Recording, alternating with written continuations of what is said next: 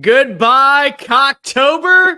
Welcome in, November. Welcome on into the SEC Unfiltered Postgame Show. He's Dave Shumate. I'm Cole Thompson, breaking down everything that we saw at Williams-Brice Stadium as South Carolina gets its signature win of 44-20 over the top 10 Aggies. Real quickly, make sure that you hit that subscribe button and the ring notification down below because we're talking college football, SEC every single day, post-game show, live reactions, Dave Talk Ball, Sunday Fun Day, Chris Phillips Monday Morning Power Hour. Whatever tickles your fancy, make sure that you hit that ring notification. That way you keep up to date with everything that we're doing. Download the podcast version of the show wherever you get your podcast listening systems. Follow us on the socials, TikTok, Facebook, Instagram, Twitter at SEC Unfiltered. Follow Dave at Mach 10 Sports, me at Mr. Cole Thompson, and check out all of our great work found at secunfiltered.com. This postgame show is brought to you by our friends over at Roback. Go to roback.com and use the promo code SECU for 20% off your first purchase. Guys, it's the last 3 weeks of the college football regular season. Don't you want to be dressed to 9? If so, make sure that you go to Roback, promo code SECU. Tell the fine folks at SEC Unfiltered sent you. Dave, the streak is over. It's done. It's finally finished. Me picking against the Aggies has no longer come back to bite me in the keister. And I'll be completely real. I have my doubts. I have my speculation that there was going to be a moment to where this streak would continue. But at the same time, at the very beginning of the year, when I told you that South Carolina was the ultimate wild card of 2024 in college football, they can lose to a team that is far inferior to them. They can beat a top 10 opponent by double digits. This was what I was talking about. They felt the heartbreak. They felt the pain. They felt the agony losing in week 3 to LSU. They felt the heartbreak. They felt the pain. They felt the agony leading going into the fourth quarter against Alabama on the road and nearly finding a way to come back. They were not letting this one slip through their hands. And Texas A&M is the only victim of the moment. South Carolina gets its signature win in the most underrated, underappreciated, most magical cathedral of chaos that has ever existed. Willie B is rocking and rolling, and Cola ain't sleeping tonight. And congratulations to all of those, and unfortunately to the bartenders that are working. You're getting the hours pushed back by 1. The bars are going to be open a little bit later. South Carolina, Columbia, more specifically, is going to be hammered on a Saturday night in the month of November. Yeah. No, I mean, they were due to win this game. I don't know, do you call it choking at the end, the last couple games against LSU, Alabama? There's a lot of things that we can call, but you know what? They were due. That's all. They were due. They were, like I texted our group, they were due to win that game. You're glad to see them get that win. And it was a dominating second half fashion. I mean, it was similar. You thought for a minute, you're like, oh my God, are they about to get up 14-0 and then totally blow the very similar to the LSU game? I'll give Shane Beamer credit. He really never panicked. The only time you question that you're like, dude, you have momentum this whole time was the kickoff with the punter when you kicked it out of bounds. I didn't get that. I thought that may have swung some momentum. But other than that, he didn't come out and fake a field goal. He acted like he was the better team tonight, and they were. When you start pulling off fakes and stuff like that, and you're pressuring and you're going for it, and you feel that, which A&M was doing a little bit. Mike Elko's a hell of a coach, but you could tell they felt like, all right, we're getting on our heels. Give Shane Beamer credit. They did not panic tonight. He acted like they were the better team. They were the better team tonight. I think sometimes Shane Beamer gets himself in trouble with that. That's why he hadn't won a lot of big games. But this tonight, he didn't panic, stayed in their mode, stayed in their lane. Lenore Sellers having his best game in a Gamecock uniform, avoiding a ton of sacks. Again, I thought the offensive line played okay, but you got to give a lot of those 0 sacks up to Lenore Sellers, dude. I mean, he was dead to rights multiple times and just got out of it. Strong core, strong lower body, hit somebody wide open the flat, Simon. Then Rocket Sanders, I mean, dude, talk about him all night. He looked like 2021, 2022 Rocket Sanders there. That's the dude everybody's been waiting for. I mean, Greg McElroy said it on the broadcast, like, that's the guy everybody's been waiting to see for the last 2 years, running through tackles. I mean, South Carolina was just a physical team, more physical team across the board. A&M looked exhausted in the second half, and South Carolina took advantage of it. So massive win for South Carolina. They can, like we say, keep saying each week, Cole, they could win out, certainly win out. They could drop another 2 to 3 games, but tonight they played phenomenal. give them tip of the cap.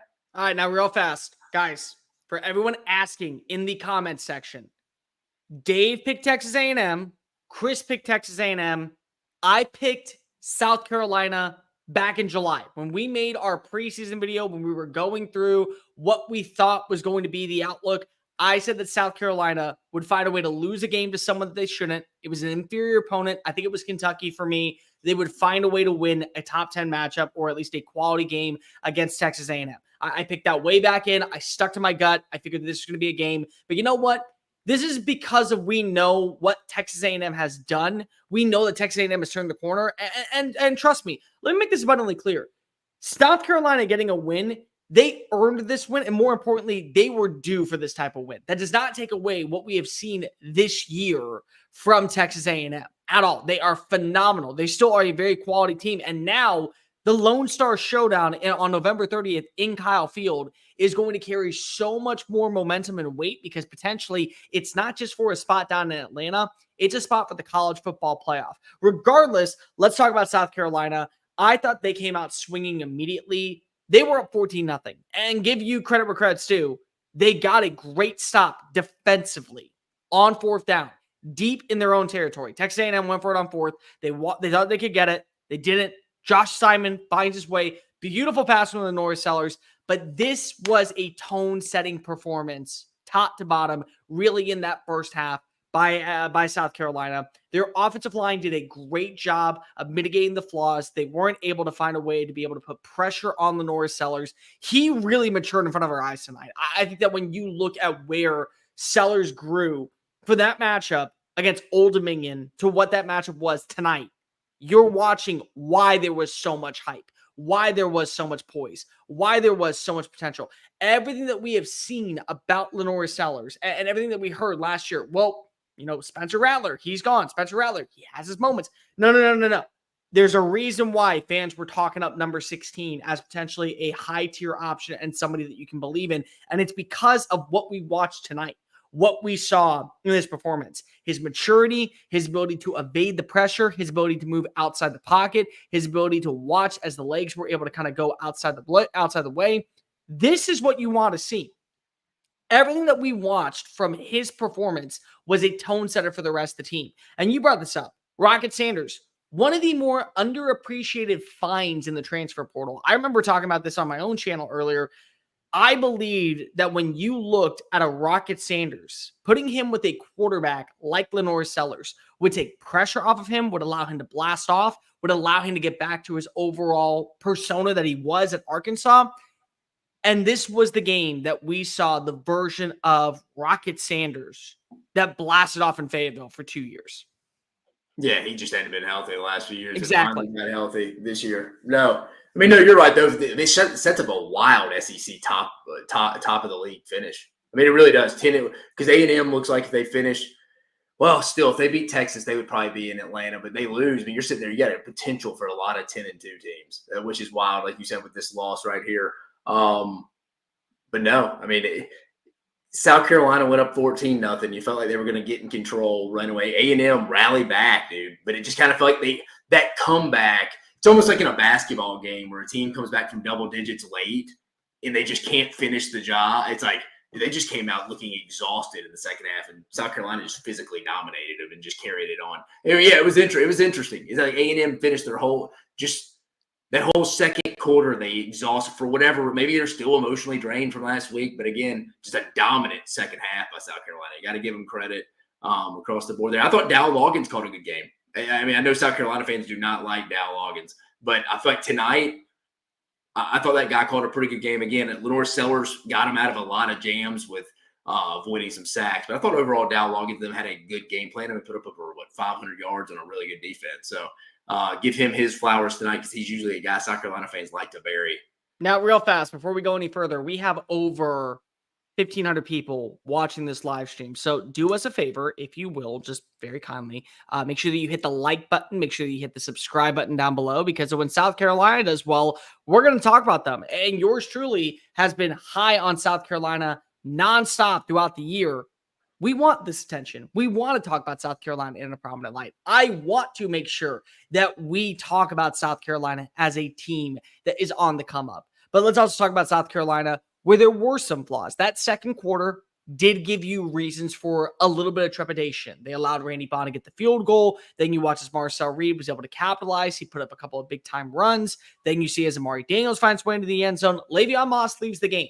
Now, I'm not going to say that Le'Veon Moss playing in this game at all changes the outlook. Maybe it's not a 20-point differential, but this is still a win for South Carolina. I wholeheartedly believe that. What I will say is losing your best punch, the guy who has been your backbone, certainly hurt. And it made A&M have to change up their game plan, which they did.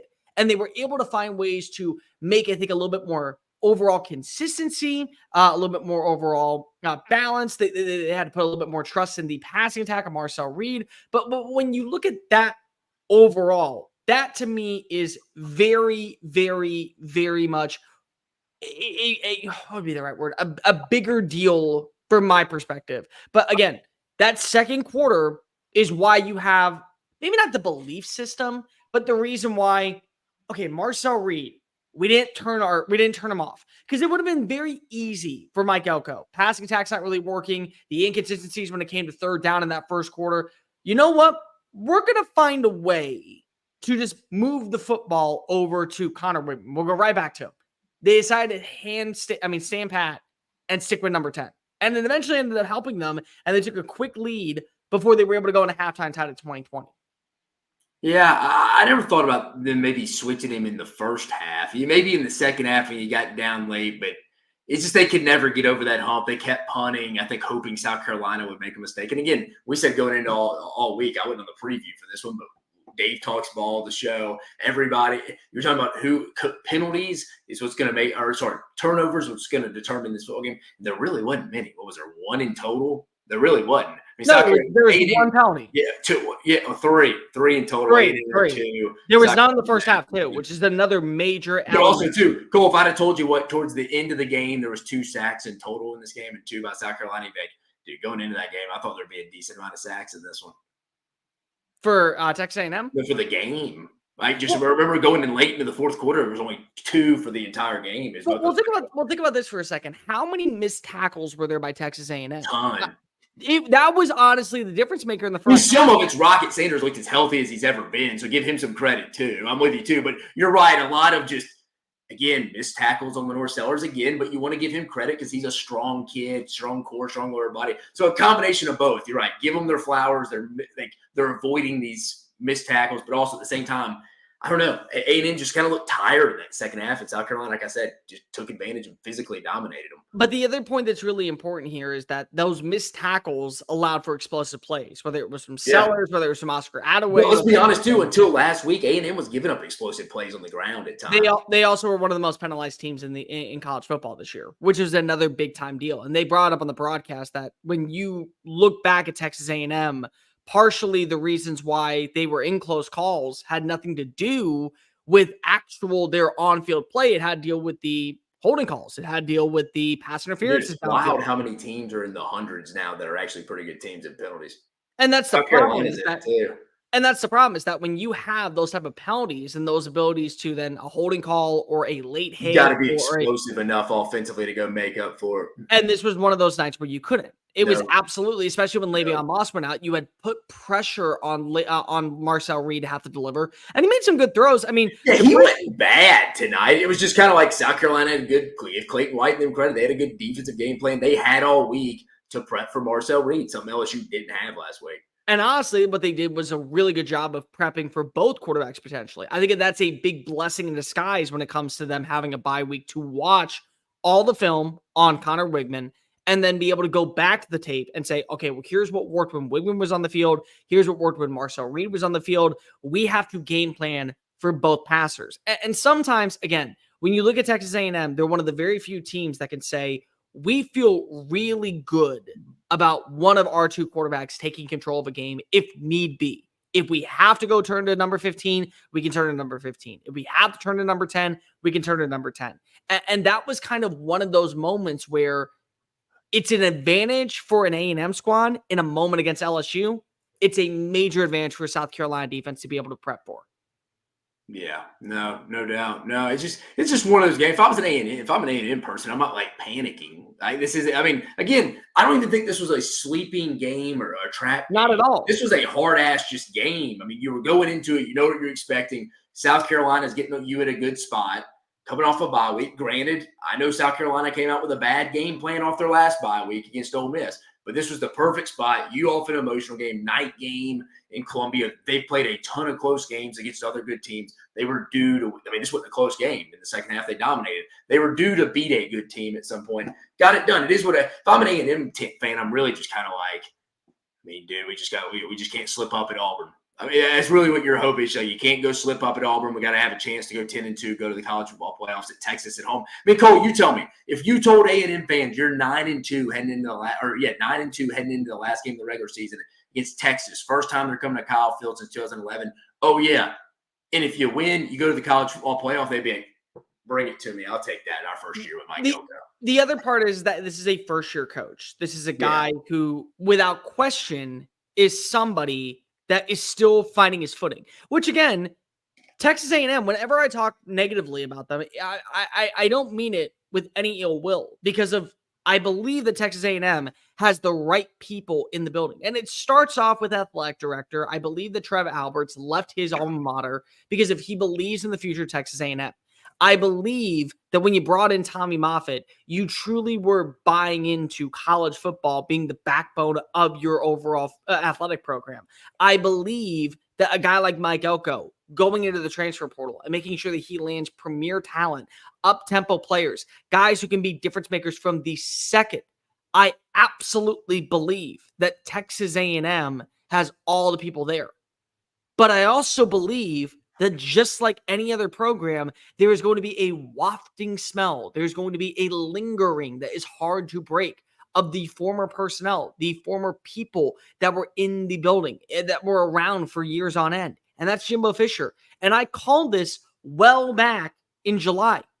South Carolina may not be a college football playoff team, but they would be a threat to get upsets against top 10 opponents, especially against a Texas A&M squad where they feel really high. Texas A&M for years has been a program that has always dominated or played extremely well in wins and losses, in close calls, in highs and lows against top 10 opponents, whether it be LSU, whether it be Alabama, whether it be Ole Miss, Tennessee. They'll find a way to play up to that level of competition. And then they'll lose a game where people are talking about them in such a prominent light, talking about them as a team that is on the come up, team on the rise, and they'll drop it. And I figured that this was going to be the game. This was always going to be the game because South Carolina on a Saturday night in Nove Beamer, and we're calling it Nove Beamer from here on out because I'm telling you, the man knows how to win in the final month of the college football season. Yeah, I don't get the October thing because he has a terrible record in October. But he has a great record in Nove Beamer, and he's freaking awesome against ranked opponents in Nove Beamer. So when you look at where they play, they absolutely were always going to win this game. It didn't matter if it was against Texas A&M. It could have been against Alabama. It could have been anybody. But A&M was going to lose this game 100% because of that lofting, lingering smell that was left behind by Jimbo Fisher. The stench of the old program still will be around for 1 year. This game's played next year with all of Elko's people, with more of an overall lifestyle that's brought in. That's completely fine. But it was a 1 year thing.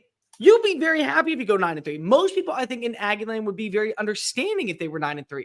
But South Carolina had this game dialed up for weeks on end. South Carolina had to face the heartbreak where they got screwed out of a win, at least for my money, against LSU, where they found a way to not be able to finish the job down in Tuscaloosa. They were not going to find a way to lose again.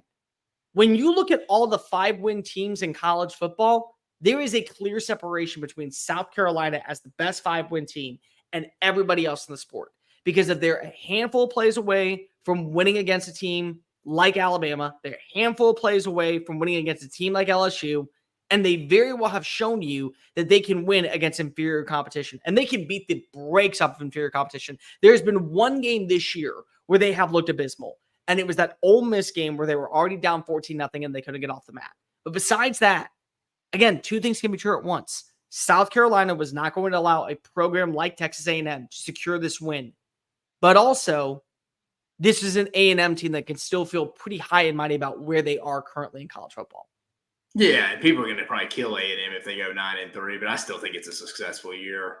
Even at 9-3, it's just a disappointing finish. But again, I think everybody knew this game in South Carolina was going to be tough. I mean, I picked A&M, thought it'd be a close game, but I don't think anybody thought A&M was rolling in there to get a victory. I thought they had to stay patient, stay and just trying to win at the end because, again, going off last week, I mean, it's tough to bounce back from. But again, South Carolina was ready. They were ready this time. The first bye week against Ole Miss, not ready. This time, they're ready, so you got to give them credit. And again, bye week, it's not always a good thing, but sometimes it is.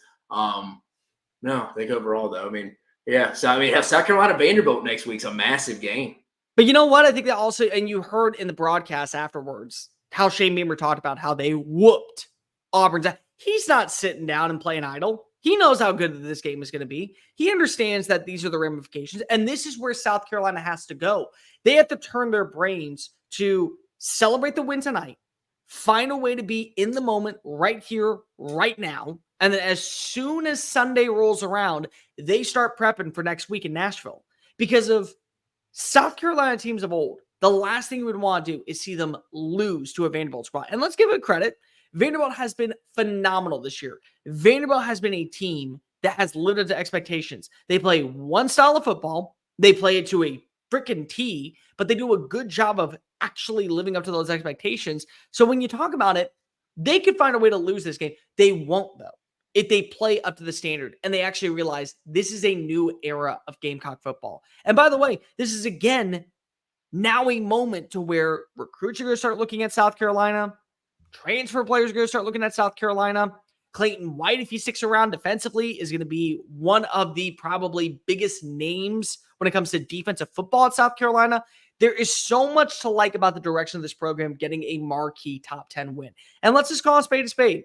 Dave, they're a handful of plays away from being 7-1 at this moment. There's only one game right now where they have looked awful. One. Two. You'll take that 10 Old Dominion wasn't great. Old Dominion and Ole Miss. You're thinking, okay, let me phrase that. Yeah. Let me phrase that. They looked awful, and there was no shot of them getting a win. How about that? Yeah. Because they did beat Old Dominion. Yeah, I would give you that. No, for sure. They could easily be 7. Yeah, I mean, I would say they'd be 7-1 for sure. Yeah, Ole Miss was the only no-show. Yeah. I would say would be the – and again, you got off to a rough start, but they were due to get a big win. Got the big win tonight. They were set up perfectly. Had A&M in a good spot. But, yeah, A&M – South Carolina win tonight. That top of the league, it's gonna be a fun shakeup if we potentially have a handful of 10-2 teams. By the way, I'm looking at the live right now. We have many people watching. So do me a favor. Make sure that if you are watching on YouTube, that you hit the subscribe button down below. Hit that ring notification. That way you stay alive. Make sure that also you're following us on the social channels. TikTok, Facebook, Instagram, Twitter at SEC Unfiltered. Follow Dave at Mock 10 Sports and me at Mr. Cole Thompson because we're doing this for you. We love talking about the Gamecocks. We love talking about Texas A&M. For Texas A&M, let's just go to this before we close on out. The best can still be ahead for them. If they play the way they looked against LSU last week, if they play the way they looked. What half? Okay, let me phrase that. Well, let's just say that Marcel Reed is the quarterback moving forward. I think we got to understand, though, Marcel Reed is not going to have the games he had against LSU when teams are prepping all week. You got more. To be fair, that's on Blake Baker for not having his team prepared. But at the same time, again, I worked in the sport for 9 years, folks, all 1,500 you listen. You would be a little surprised. Not saying this is right. I would prepare for both. I was just a personnel guy. I wasn't a coach. I was just a personnel guy. If I was a coach, I'd prepare for both quarterbacks. A lot of these guys don't. So, when Blake Baker tells you, no, they weren't expecting Marcel Reed to play and they didn't prepare, he's not lying to you. Should he have? Yeah. But to my point, there's more film on Marcel Reed. I think DJ Durkin at Auburn will have a good plan against him. I mean, I think PK will have a good plan against him, Pete Kwiatkowski at Texas. So it'll be interesting, Cole. To our point, do we potentially see Connor Wigman down the road? They may have to go to him again. But at the same time, I'm just saying, when you look at where Texas A&M is defensively, the way that if they just close the gap and they have a way to be able to make some tackles behind the line of scrimmage, and they do that against New Mexico State, and they do that against Auburn, and they do that against Texas, do you still feel like that, again, this is one loss? They'll finish 7-1 in conference if they're able to beat Texas. Does this still feel like a team from what you've seen so far that can make the college football playoff? Because when I look at Texas A&M, I figured this would be a game that they would lose. I believed 100% from the start of the year they were never going to walk away with a dub in this game. Because if it's Willie B at night in a matchup that a team that we have seen so many times find a way to not get that win, and they were not going to be dubbed tonight. They were not going to be left out tonight. But still, depending on the injury to Le'Veon Moss, which is going to be huge. That's good. If he's out for a while, that's tough. It's going to be really, really tough. But based off what we've seen, do you still believe that Texas A&M can find a way to move into that right direction and put themselves at 10-2 for a college football playoff hunt? Yeah, I mean, I think on a given, we've seen it in the SEC. You're talking about South Carolina. Again, give them their credit. Played phenomenal. We're doing one of these games. I think you say they were the wild card. I think there's a lot of wild cards in the SEC, dude. I mean, anybody in college football, there's not a great team in the sport. So I don't really think there's just one specific wild card in this. And to my point of this, you asked me about A&M. Can they beat Texas on a given day? Absolutely, dude. Texas has holes. It's going to be at Kyle Field. Mike Oakland can scheme up to make Quinn Ewers play a bad game. And definitely a couple plays here and there on offense, A&M can get going. Sure. On a given day, absolutely. I mean, because I don't think there's a dominant team in this league. There's not a dominant team in this sport. I think any of these teams really on a given day, I mean, you could probably push Auburn more so on that side now, outside closer to Mississippi State. They're not as bad as State. But outside of that, I mean, on a given day, Vandy is showing they can beat a top team in the league. South Carolina can beat a top team in the league. Arkansas can beat a top 10 team in the league on a given day. Kentucky on a given day played pretty well tonight in Knoxville. Beat Ole Miss. I mean, anybody can beat anybody in this league this year, I think, outside of Auburn and Mississippi State. And honestly, depending on what Auburn looks like, depending on who they play, that's a whole different story. Because if Auburn today really kept things interesting all the way up until the fourth quarter, the offensive execution was just terrible. For South Carolina at this point, they still have multiple games left on the schedule. They have 2 more games in conference against Vanderbilt, against Mizzou, and they play Clemson. Clemson looked awful tonight. Now, I'll be completely real. I said at the start of the year that Clemson was going to lose to South Carolina in week 13, and that was going to keep them out of the college football playoff. I absolutely still believe that that's possible. But when you look at this South Carolina team, 9-3 is not off the table. If they play the way they look tonight, if they play the way they looked on both sides of the football and on special teams, Beamer ball alive and well, they can beat Vanderbilt. Depending on what happens with the entire status right now. Win every game left in the schedule. Right. But depending on the status of Brady Cook right now, they could dismantle Missouri. Drew Pine's having to play? Yeah. They could easily put Drew Pine. Drew Pine has to play. There's not a chance in hell they go in. And Beamer, because how many's Beamer lost a drink right now? 3? He ends that streak. I was just saying, maybe 3. I think it's 3 because I don't think Drink's ever lost to him. So, I mean, again, Beamer's going to have that game circled this year again. Of course he is. And I think the other point that's really poignant about this is they're going to find a way to play up to the standard. But here's the beauty of it. When you look at if they go 9-3, does this feel like a South Carolina team that right now not only is turning the corner underneath Shane, but more importantly, what they're doing is they're putting themselves in such a prime market to become a transfer portal destination. Kids that are on the fence looking at, say, like an Auburn or looking at, say, like an Ole Miss. Well, they got to get the war chest right there, Cole, I'll say, from a transfer portal standpoint, before they get really rolling to be a destination. I will say that. But they could still be an overall pretty decent destination for places to look, right? Yeah, overall, just not the top of the pick because the money's not there. Now, I think it was because of Ray Tanner. Now, again, they haven't hired an AD. I'd love to hear some South Carolina fans comment who they think their next AD would be in there. But I think that will be key because I think literally just crap money. Ray Tanner. Ray Tanner. Big on giving a bunch of money to that. He was more into investing into facilities than the student athletes from a NIL perspective. So they could change that up with the new AD. That'll be interesting.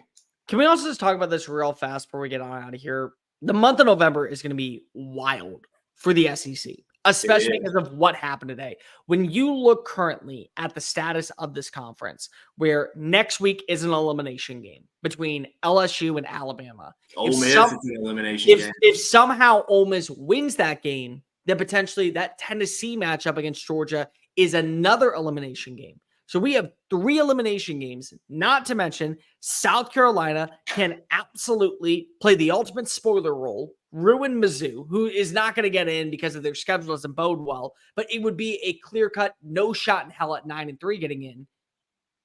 It is a crazy month. And by the way, we still have fun games in this conference. We still have massive matchups that are just going to be front and center, incredible to watch on any given Saturday. That's the beauty of the SEC. South Carolina Vandy, baby. When we talk about the SEC, which bothers the hell out of me, people say this is a down year because of there's not a quote unquote elite team. Georgia at times looked sluggish today against Florida. Alabama had to go down to the wire against South Carolina, had to go down to the wire and lost to Vanderbilt. Texas A&M losing tonight. Whatever you will say, that to me says more about the value of the quality of teams and rosters and program development and overall consistency of programs in this conference than it does about anything else. South Carolina can build a roster good enough to win in the conference. South Carolina can build a roster good enough to go on a run for the college football playoff, along with Ole Miss, along with LSU, along with Alabama, along with Texas, along with multiple teams.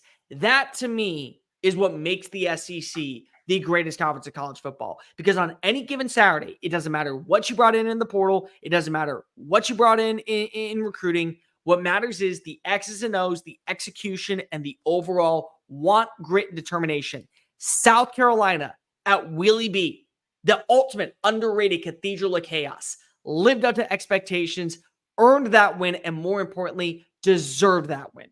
Yeah. And that I'll say this, Cole. We'll agree to disagree. I don't think they can consistently compete for SEC championships because I don't think they can. They don't have the money. Alabama, Texas, the other teams you named in the league have. LSU has it best. So I don't think they can consistently, and this year's proven it. They've lost some games that they've had chances in. They got a big one today.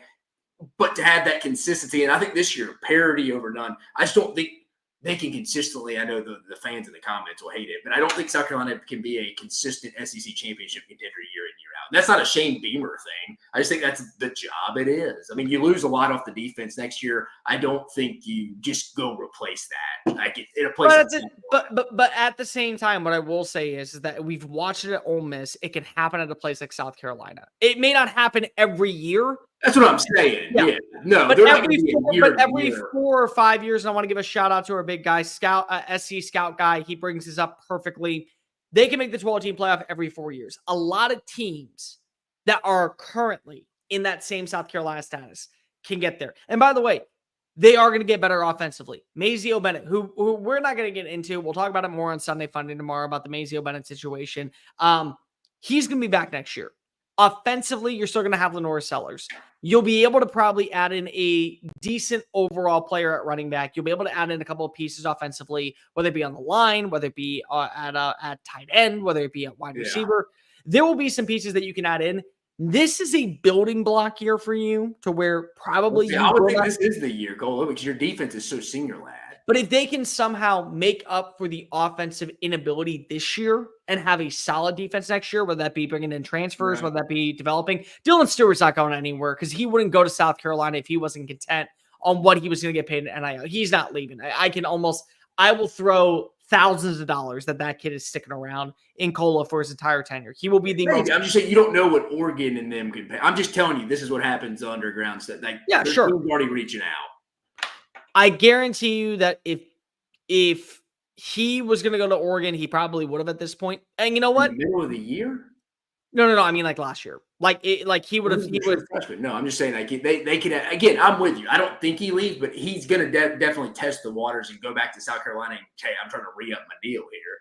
Oh, he'll get paid. That is the most important defensive prospect that has come through that building. They have to keep him. That would almost make losing a game to Shane Beamer if you lost him. But he's not leaving anytime soon. They will guarantee that he is sticking around. But I will say that this is still a team that every 4 years or so, like an Ole Miss, like probably I would say Kentucky, like probably an Auburn, you could probably throw in, I would say maybe a Florida, just the way it is. All that aside, they could find a way to go to the playoffs every 4 years. If right now say next year, they go out and they add in the right pieces in the portal defensively. On top of that, they continue to do what they're recruiting wise, they will be fine. They 100% will be fine. They'll be right back in this conversation. Maybe it will be a 10-2 year. And then after that, we go back to the 7-5, we go back to the 6-6. That's what programs at this capacity do. Every 3 or 4 years, they will be in the hunt. It feels like if you go 9-3 and you're able to keep as much talent as possible to stick around, and I'm not saying like a Nicky Manwari, because that's somebody that can be back, probably won't be back because of his NFL draft stock. But still, if you can keep that type of talent, there's a lot to like about the direction. Because I'll tell you what, they have the coach. That is a team that is led by a guy that players want to play for. They have the personnel that currently resides in Cola that can get them to that next level. They just got to retain as much talent as possible. Yeah, I mean, that'll be key to them. They got to up that money. I mean, that's what it comes down to today. You can be the nicest coach in the world, but if somebody else is offering you $1 million, most guys are going to walk. So they got to up that money from an administration standpoint. But you're right. If he can keep guys, retain them, they'll have as good a shot as anybody. I just will agree to disagree. I don't think they're a year in, year out SEC championship contender. And then for Texas A&M, again, now you just know you got to win out. And if you win out, you're in the college football playoff. And by the way, if you're an A&M fan, like I mentioned, if I gave you that option at the beginning of the year and you wouldn't have taken that, I would have called you crazy. Well, let me ask you this, and then we'll end on this, Dave. If you would have taken 9-3, not guaranteeing that you're going to the college football playoff, but 9-3 year one, and you have a top 25 defense and an offense that's turning the corner in the right direction. You were talked about in major college football matchups all year in your coach's first year. Yeah. Most people, I think, would agree they're fine. They're content with it. Like nobody is going to sit here and say, "Yeah, bad year." No, they'll say 100%. This is a team that is trending in the right direction.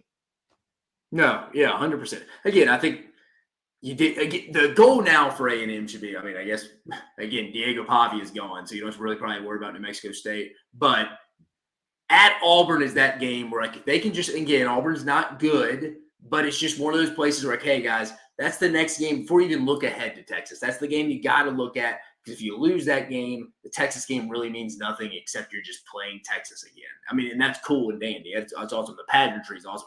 But you're leaving a lot of meat on the bone from a championship goal aspiration. So you just need to go handle that. They go win that, Cole. I'll say, job well done, Mike Elko, first year, no matter what happens in the Texas game. Because I'll be like, look, you could have totally lost. If you lost that game, which we've all talked about, A&M. I know people are like, oh, A&M lost tonight, typical Aggie. No, dude.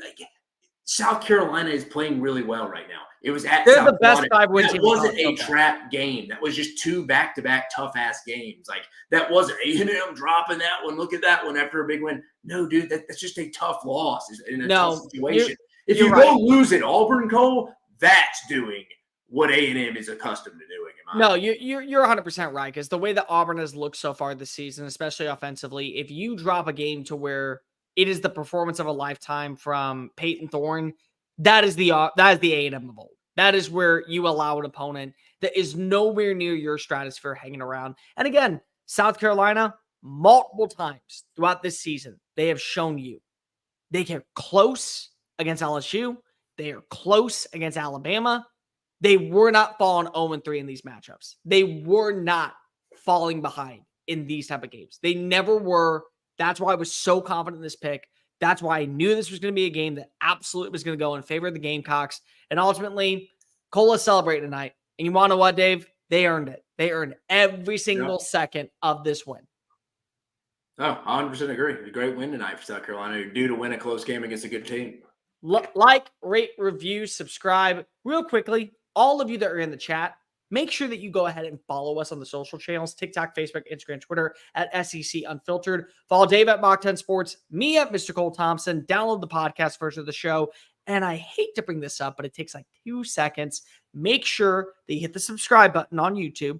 Make sure that also you hit the ring notification, because we're going to go live and do Sunday Fun Day. We got Dave Talk Ball. It is a phenomenal hour-long program, 3 times a week. Monday morning power hour. We got a ton of content coming your way. So do us a favor, hit that like button, hit that ring notification, hit that subscribe button, and be locked into everything with SEC Unfiltered. We are on the race to becoming the #1 entity in all of college football, but more importantly, the #1 entity in all things SEC. For Dave Shumate, I am Cole Thompson. Gamecock Nation, Welcome to Nove Beamer and Texas A&M. I promise you, things are still right your direction.